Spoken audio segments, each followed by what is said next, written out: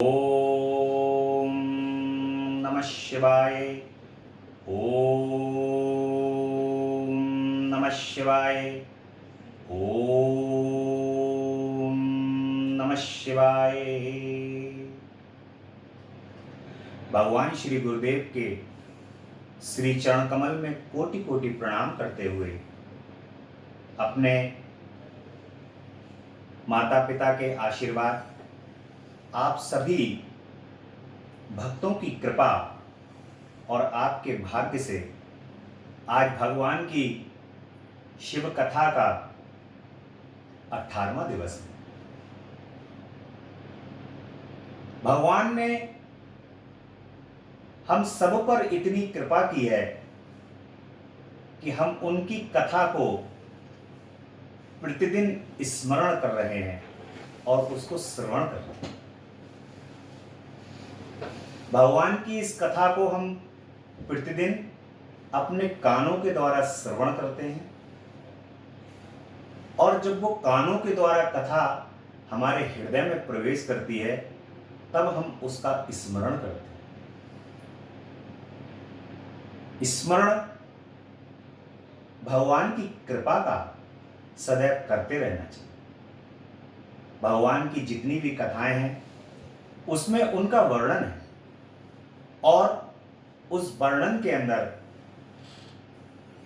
सभी कथाओं के अंदर हमें ये पता चलता है कि हमारे भगवान जो हैं वो उन्होंने किस प्रकार से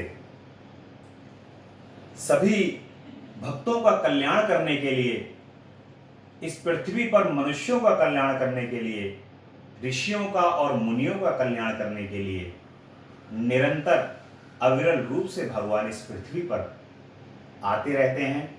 सभी पर, इस पूरे ब्रह्मांड में सभी पर कृपा करते रहते हैं। एक पल भी हमारे भगवान जो हैं वो हमसे दूर नहीं होते। वे एक हर पल, प्रत्येक पल हमारे निकट रहते हैं। भगवान की इस कथा का प्रमाण भी यही है। भगवान की कृपा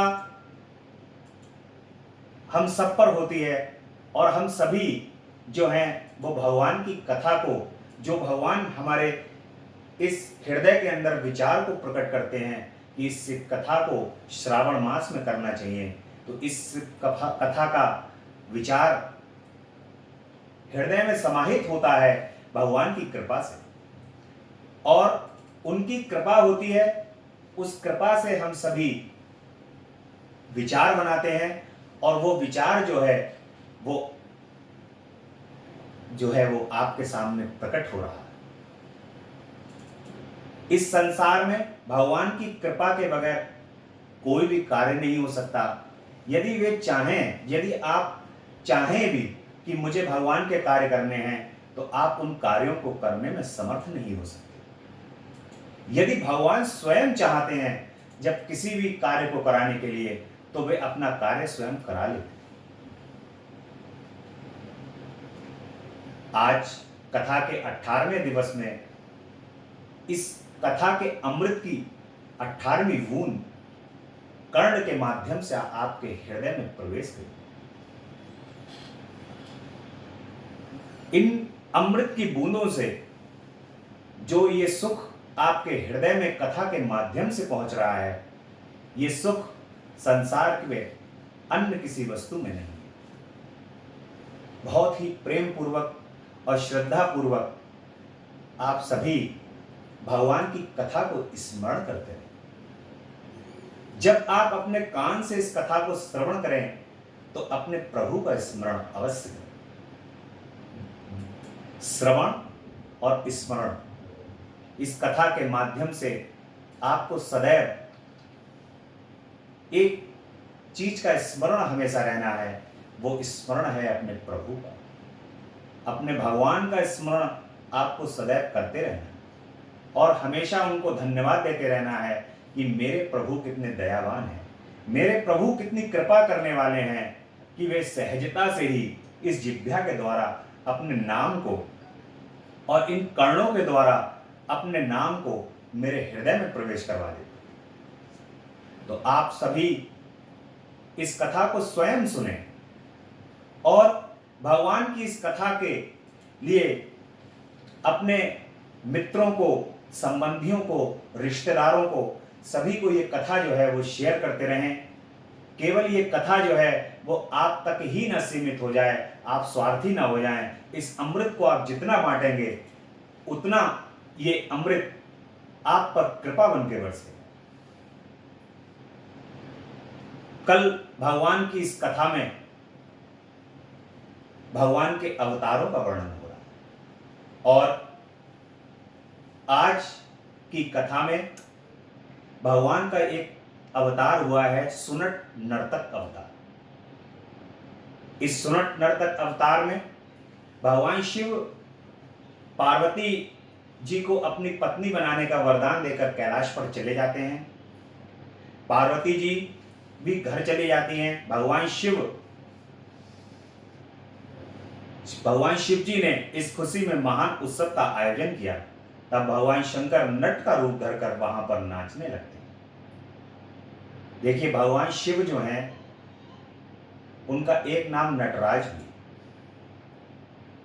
और भगवान भोलेनाथ जो हैं वो नृत्य करने से, एक आपने ये देखा होगा कि भगवान शिव पर जलाभिषेक किया जाता है और जलाभिषेक करने से भगवान प्रसन्न हो जाते हैं। लेकिन पूर्व की कथाओं के अंदर आपने ये भी देखा होगा कि जो भी भक्त भगवान का पूजन करते हुए, उनके श्लोकों को लेते हुए और उनके भजन को गाते हुए उनके सामने नृत्य करता है, भगवान उनसे भी बड़ी जल्दी प्रसन्न होते हैं। जो भी नृत्य के,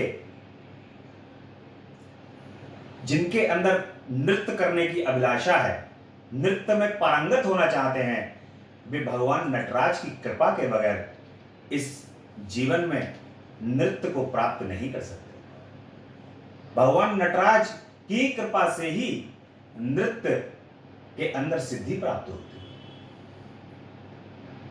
तो भगवान, यदि जो भी भक्त भगवान का अभिषेक करें और अभिषेक करने के साथ उनके सामने भगवान को भजन, कीर्तन और संगीत प्रिय भगवान है। भगवान भोलेनाथ जो हैं वो भजन, कीर्तन और संगीत प्रिय है। यदि जो भी भगवान का पूजन करें और उनके सामने भजन, कीर्तन और संगीत और नृत्य करते हैं तो भगवान उनके भजन, कीर्तन और नृत्य करने से अति प्रसन्न हो जाते हैं। तो इस प्रकार से जब पार्वती जी पर प्रसन्न होकर उनको वरण करने का वरदान देकर भगवान अपने कैलाश पर्वत पर वापस आते हैं तो वहां पर वे नट के रूप में नृत्य करते, खुशी के रूप में। तब भगवान शंकर जो हैं उन्होंने अनेक नृत्य करके सभी को मोह लिया। भगवान शिव जो हैं वो अनेक नृत्य करते हैं खुशी में, और वो नृत्य करके वो सभी को मोह लेते हैं। मैना जो है वो स्वर्ण के थाल में रत्न भरकर देना चाहा, परंतु उन्होंने लेने से इनकार कर दिया। और पार्वती को, भगवान शिव जो हैं वो पार्वती जी को मांगने लगते हैं। लेकिन मैना को ये बात नहीं पता है कि भगवान शिव जो हैं, जो सुनट नर्तक के रूप में आए हुए हैं, ये भगवान शिव है। जब भगवान शिव ये बात करते हैं तो उनकी माता को क्रोध आ जाता है। जब कोई अनजान व्यक्ति को देख लेते हैं कि वो उनकी बेटी का हाथ मांग रहे हैं तो उस समय उनकी माता जो है वो क्रोधित हो जाती हैं। उसी समय हिमाचल भी गंगा स्नान करके लौट आते हैं और उन्होंने उस नट को देखा। पार्वती का हाथ मांगने की बात सुनकर वह भी क्रोधित हो गए।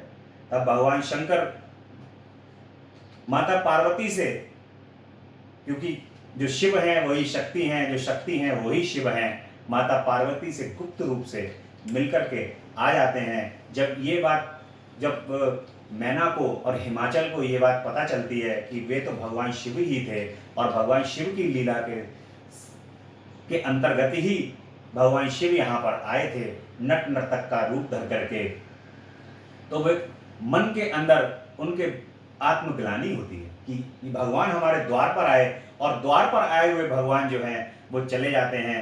ये इस प्रकार से भगवान की जो ये सुनट नर्तक की कृपा है, कथा है, ये अवतार की कथा जो है वो समस्त पापों को हरण करने वाली और परम गति को प्रदान करने वाली। अब भगवान का अगला अवतार है द्विज अवतार। माता पार्वती की तपस्या के द्वारा शिव जी को प्रसन्न करके जब माता पार्वती घर पर लौट आती हैं तो हिमाचल और मैना शिव जी के साथ पाणी ग्रहण करने का विचार बना लेते हैं। इस समाचार से देवताओं को भारी चिंता होने लगती है। देखिए, पूर्व में भी ये कथा जो है वो हम लोगों ने सुनी है, और इस कथा में देवता लोग जो है वो जब देखते हैं कि भगवान शिव के साथ माता का विवाह होने वाला है, तो देवताओं के मन के अंदर ये लगता है कि ये माता पार्वती और भगवान शंकर का जब विवाह हो जाएगा तो हिमाचल जो है वो तो परम पद को प्राप्त कर लेंगे। इस प्रकार की ईर्ष्या देवताओं के अंदर होने लगती है, और देवता लोग जो हैं वो भगवान ब्रह्मा जी के पहले इंद्र के पास जाते हैं। इंद्र से कहते हैं कि तुम व्यवधान डालो। इंद्र असमर्थता जता देते हैं। फिर गुरु बृहस्पति के पास जाते हैं। गुरु बृहस्पति असमर्थता जता देते हैं। उसके बाद ब्रह्मा जी के पास जाते हैं। ब्रह्मा जी भी कहते हैं कि भैया मैं तो असमर्थ हूं, भगवान शिव के पास ही आप जाओ। जब देवताओं को इस प्रकार से विचलित देख करके जब भगवान शिव के पास पहुंचते हैं और देवताओं को इस प्रकार से विचलित देखते हैं, तो देवताओं से कहते हैं कि मैं तुम्हारे कष्ट का निवारण करूंगा। मैं द्विज रूप धर करके पार्वती जी के यहाँ जाऊंगा और इस विवाह में विघ्न डालने का प्रयत्न करूंगा। और वे जाते हैं, मैना और हिमाचल के पास पहुंच करके भगवान शिव के विभिन्न प्रकार के कुरूप और दुर्गुणों का वर्णन करने लगते हैं। और इसी प्रकार से जो मैना और हिमाचल हैं वो भगवान की इन दुर्गुणों को सुनकर, क्योंकि देखिए अगर कहीं पर भी नया रिश्ता अगर तय हो और दूसरे लोग कान भरने वाले अगर कान भर दें कि नहीं साहब लड़का ऐसा है लड़का वैसा है, तो जहां पर विवाह होने जा रहा है तो वहां को विवाह करेंगे क्या? नहीं करेंगे। इसीलिए जो है वो भगवान शिव जो है द्विज का रूप धारण करके स्वयं जाते हैं और अपनी बुराई स्वयं करते हैं वहां पर, और उनको भटकाने की कोशिश करते हैं। और इस प्रकार से हिमाचल और मैना जो हैं वो भगवान शिव की बातों में आ जाते हैं, और उनकी बुद्धि जो है वो भगवान शिव से विपरीत हो जाती है। शिव जी ने द्विज का रूप धारण कर देवताओं के कार्य को संपन्न किया। देवता जो सोच रहे थे कि हमारा ये कार्य होना चाहिए, तो भगवान शिव ने उनकी इच्छा अनुसार द्विज का रूप धारण कर लिया।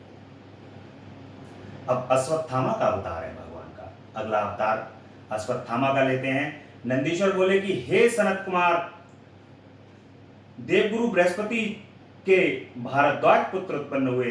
भारद्वाज के द्रोण नामक अनियोजित पुत्र हुए। द्रोण कौरवों के आचार्य बने।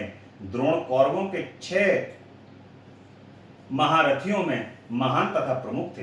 द्रोण ने पुत्र की प्राप्ति के लिए शिवजी की महान तपस्या की। शिवजी ने प्रसन्न होकर उन्हें महान पराक्रमी पुत्र का वरदान दिया।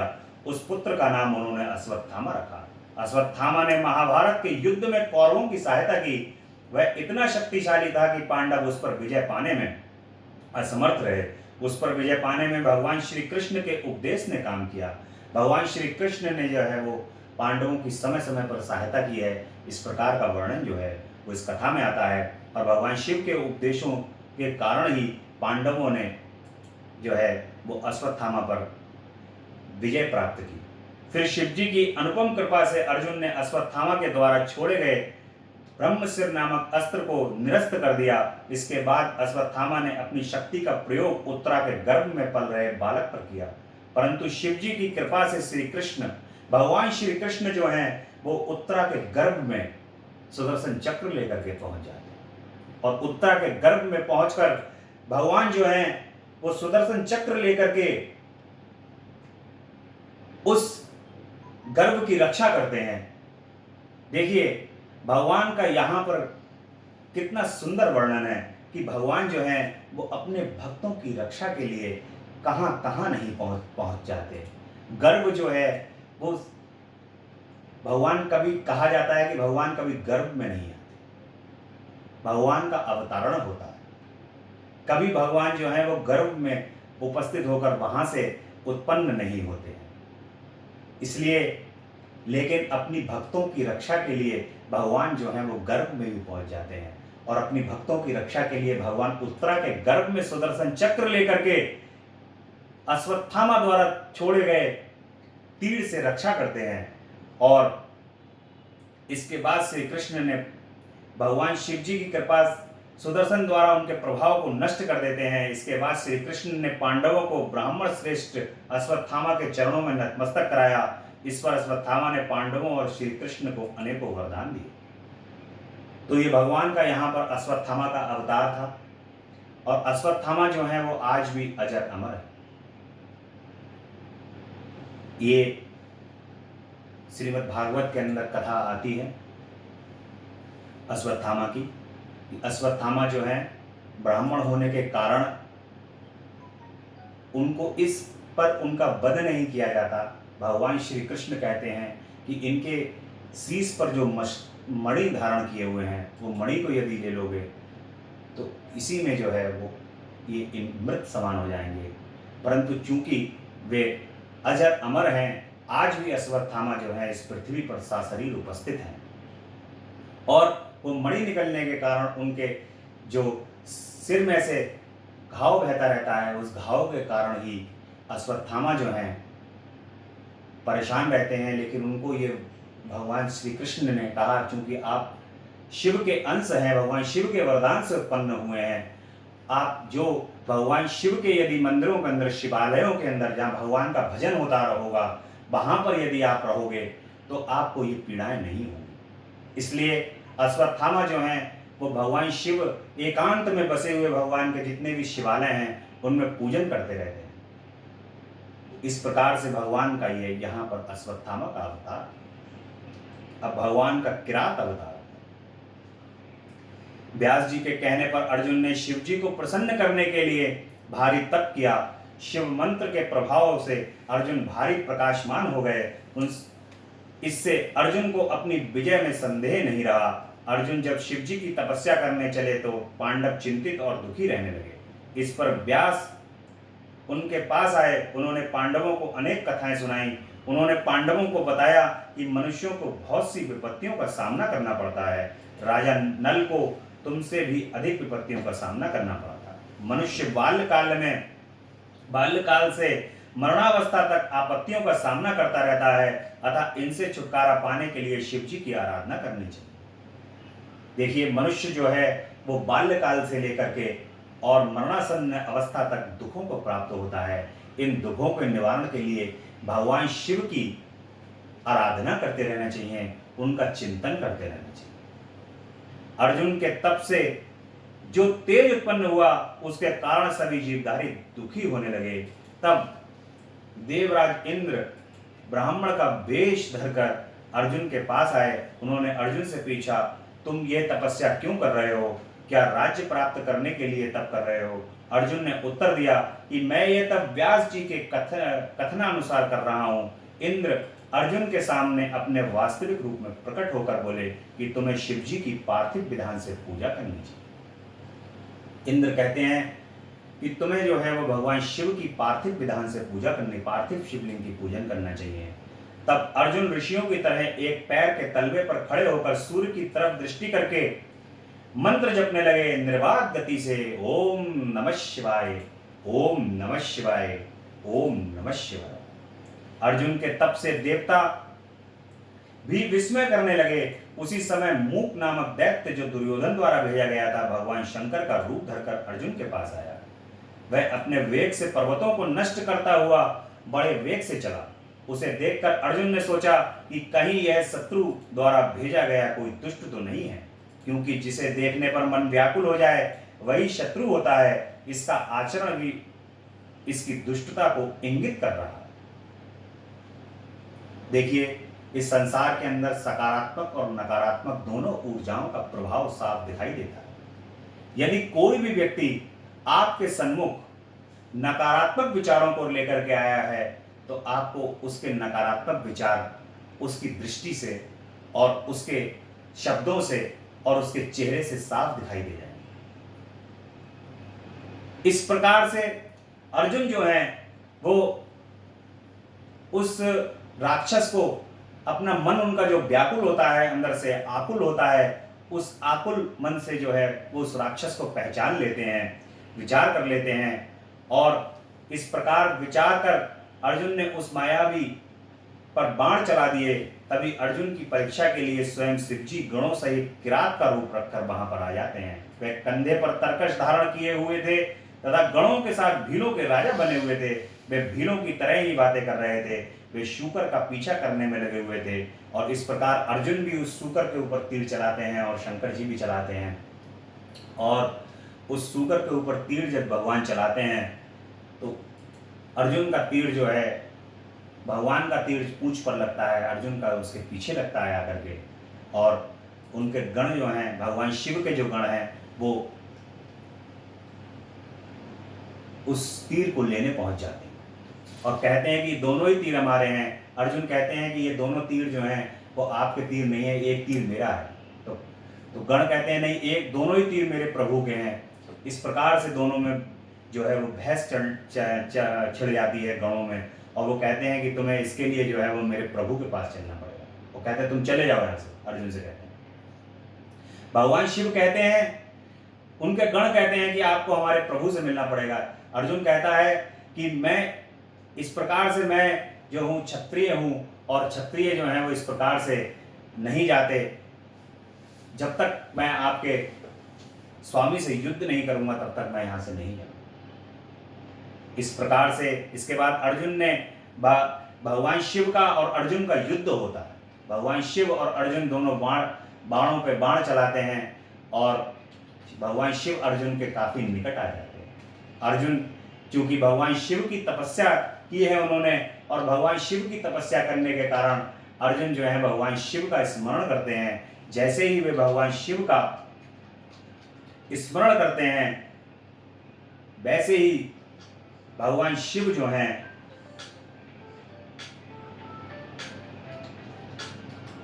अर्जुन जो है वो भगवान शिव का स्मरण करते हैं, और भगवान शिव जो है वो उन पर कृपा करते हैं। भगवान शिव की कृपा से भगवान शिव का स्वरूप जो है वो उनके सामने प्रकट हो जाता है।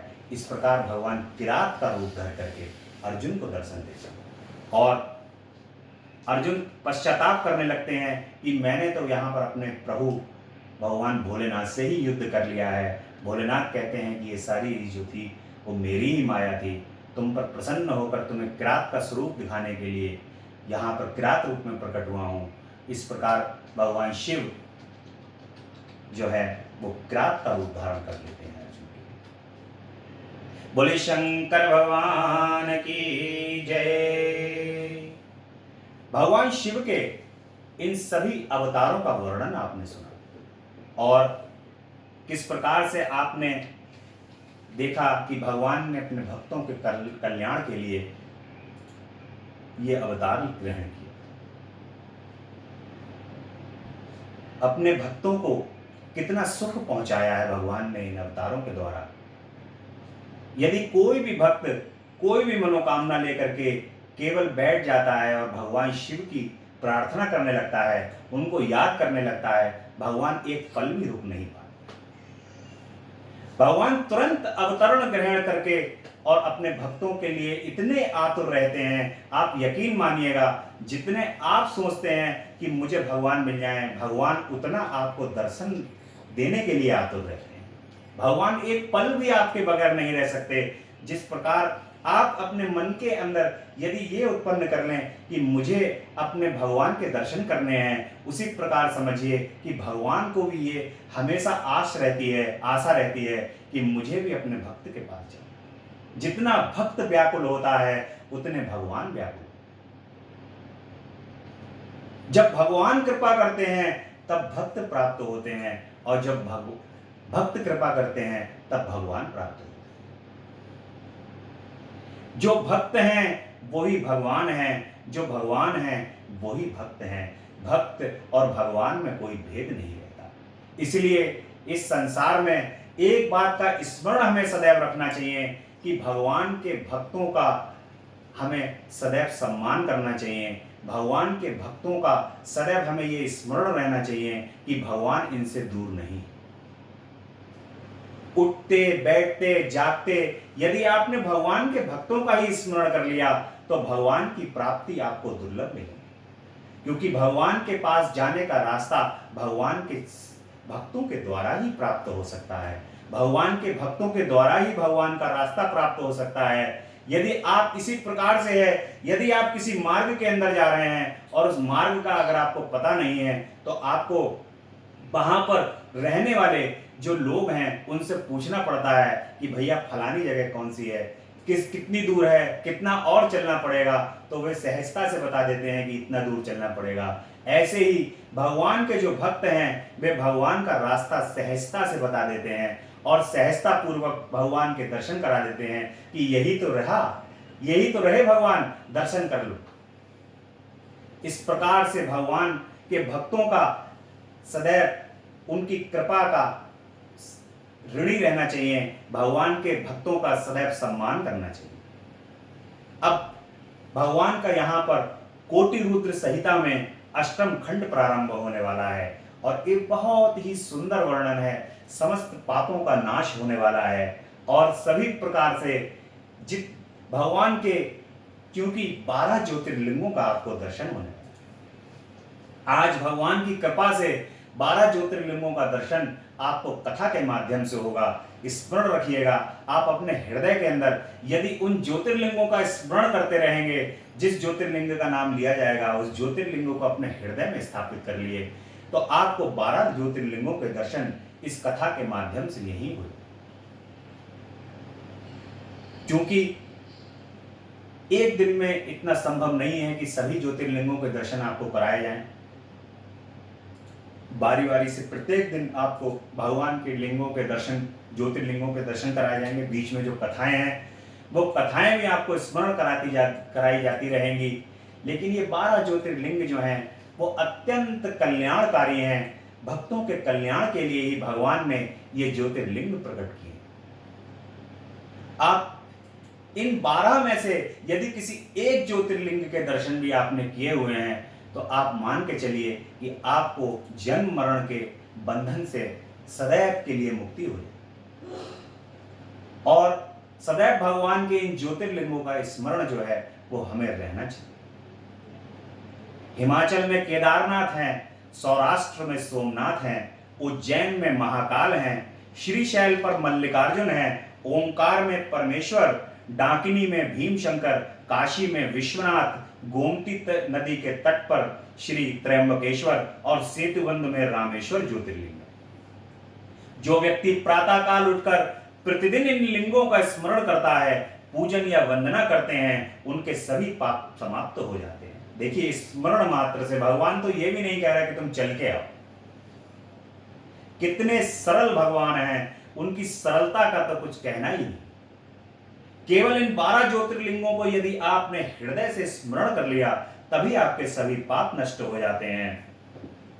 इन ज्योतिर्लिंगों पर चढ़ाया नैवेद्य को खाने में कोई दोष नहीं होता। देखिए, पूर्व में भी आपको ये बात बताई थी कि नैवेद्य का मतलब है प्रसाद। 12 ज्योतिर्लिंग और भगवान के नर्मदेश्वर जो महाराज हैं उनके ऊपर और स्वयंभू शिवलिंग। स्वयंभू शिवलिंग में जैसे बरेली में यदि आप देखो तो धोपेश्वर नाथ हो गए, अलकनाथ हो गए, मणिनाथ हो गए, ये स्वयंभू शिवलिंग भगवान। सातों नाथ जो हैं, एक केवल पशुपति नाथ वाले जो हैं भगवान वो प्राण प्रतिष्ठित हैं, बाकी जो भगवान के शिवलिंग हैं वो स्वयंभू हैं। तो जो स्वयंभू भगवान के शिवलिंग हैं उनके ऊपर से प्रसाद ग्रहण करने से किसी भी प्रकार का दोष नहीं लगता। और इसके अलावा भगवान के जो शिवलिंग हैं उनका नैवेद्य ग्रहण करने को नहीं बताया गया शास्त्रों में। ये शास्त्रोक्त नहीं है। उस नैवेद्य को ग्रहण करने के लिए ये बताया गया है वो चांडाल को चला जाता है, इसलिए उस नैवेद्य को ग्रहण नहीं करना चाहिए। एक नर्मदेश्वर महाराज, स्वयंभू शिवलिंग और भगवान के 12 ज्योतिर्लिंगों का प्रसाद नैवेद्य।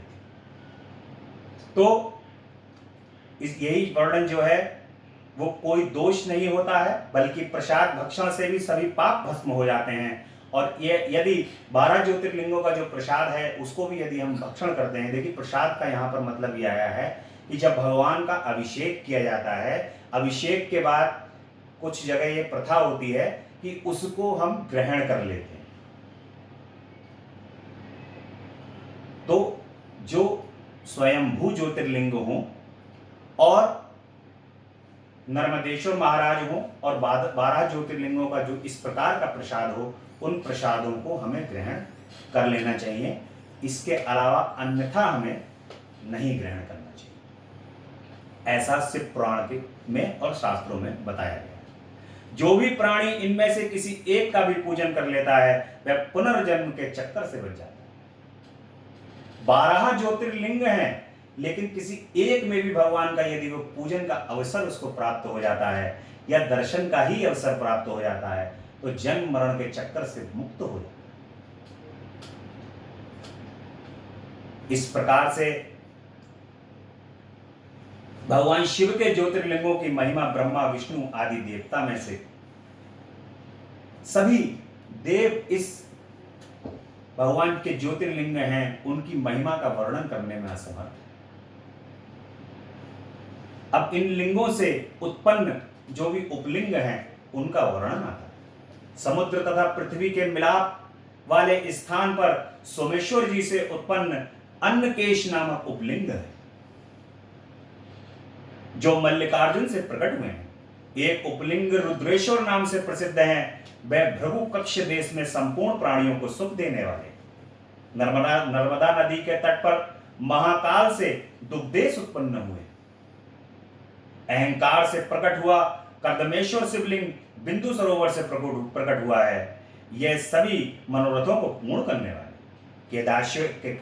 केदारेश्वर नामक लिंग से भूतेश्वर उपलिंग प्रकट हुए हैं। यह यमुना के किनारे स्थित है। इनका दर्शन पूजन करने से सभी पाप नष्ट हो जाते हैं। भीम शंकर से उत्पन्न लिंग से भीमेश्वर उपलिंग प्रकट हुए हैं। यह संध पर्वत पर विद्यमान है। नागेश्वर का उपलिंग भूतेश्वर है। यह मल्लिका सरस्वती के तट पर स्थित हैं। यह सभी लिंग और उपलिंग पाप नाशक और मनोरथों को पूर्ण करने वाले। इस प्रकार से भगवान के ये 12 ज्योतिर्लिंग हैं और ये 12 ज्योतिर्लिंग के उपलिंग, इन सभी 12 ज्योतिर्लिंगों और उपलिंगों के दर्शन करने से समस्त पापों का नाश होता है। व्यक्ति मनुष्य जन्म मरण के बंधन से मुक्त होता है। अब कल के प्रसंग में भगवान के अनुसुईया तथा अत्रि के तप को पढ़े। भगवान की कथा के अंतर्गत अनुसुईया और अत्रि का तप की कथा आती है बीच में और भगवान के ज्योतिर्लिंगों का 12 ज्योतिर्लिंगों का वर्णन बारी बारी से कल प्रारंभ होगा। कल नाग पंचमी का पवित्र दिन भी है और कल से भगवान के 12 ज्योतिर्लिंगों के दर्शन भी प्रारंभ होगा। बोले शंकर भगवान की जय। हर हर हर महादेव शंभो। तेरा पल पल बीता जाए मुख से जप ले नमः शिवाय। तेरा पल पल बीता जाए मुख से जप ले नमः शिवाय। ओम नमः शिवाय ओम नमः शिवाय ओम नमः शिवाय शिवाय। मुसाफिरी जब पूरी होगी, मुसाफिरी जब पूरी होगी, चलने की मजबूरी होगी, चलने की मजबूरी होगी। अवसर खाली न जाए मुख से जप ले नमः शिवाय। अवसर खाली न जाए मुख से जप ले नमः शिवाय। ओम नमः शिवाय ओम नमः शिवाय ओम नमः शिवाय ओम नमः शिवाय। बोले शंकर भगवान की जय। भगवान शिव की स्तुति करेंगे बड़े ही प्रेम से। जय अविनाशी जय कैलाशी शंकर शंभु हरे हरे। करें स्तुति हम भूतेश्वर जगबंधन से डरे डरे। ना जाने हम रूप तुम्हारा ना स्वरूप ही पहचाने।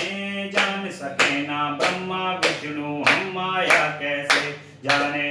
लेकिन इतना सुनते या तुम हो सर्प जटाधारी। 3 लोक 14 भुवनों के पिता आप हैं भंडारी। विचरण करते आप सदा ही बैल पीठ पर चढ़े चढ़े। जय अविनाशी जय श्री शंकर शंभु हरे हरे। करे स्तुति हम भूतेश्वर जगबंधन से डरे डरे। जय अविनाशी शंकर शंभु हरे हरे। तुमको वरदानी दाता सारा ही संसार कहे। शेष वासुकी बैणी बांधे ऊपर गंगे धार वहे। अर्ध चंद्रमा से माथे पर झरझर अमृत झरता है। आदि अनादि अनंत ब्रह्म शिव नहीं जन्मता मरता है। 11 रुद्र 18 सूरज परिक्रमा दे खड़े खड़े। जय अविनाशी जय कैलाश शंकर शंभु हरे हरे। जय अविनाशी जय कैलाशी शंकर शंभु हरे हरे। करे स्तुति जगबंधन से डरे डरे। 14 विश्व देव पवन 49 तुम्हारे दास रहे। 7 समुद्र गरुण गायत्री का तुम में आवास रहे। फिर भी भस्म रमाए तन में मुंड मुंड मालाधारी। 3 लोक चरणों में रखते बोले शंकर सुरकारी। प्रखर जाप कर नमः शिवाय प्रखर जाप कर नमः शिवाय। पारे उतर गए बड़े बड़े। जय अविनाशी कैलाशी शंकर शंभु हरे हरे। करें स्तुति हम भूतेश्वर जगबंधन से डरे डरे। माँ पार्वती माँ उमा भवानी गिरिजा गौरी संग रहे। कानन कुंडल शूल कमंडल धनी विभूति अंग रहे। रिद्धि सिद्धि धन देने वाले सारे संकट दूर करो। निसंतानों को संताने निर्धन के भंडारे भरो। मांग रहे वरदान आपकी मांग रहे वरदान आपकी। चरण शरण में पड़े पड़े। जय अविनाशी जय कैलाशी शंकर शंभु हरे हरे। करें स्तुति हम भूतेश्वर जगबंधन से डरे डरे। बोले शंकर भगवान की जय। हर हर हर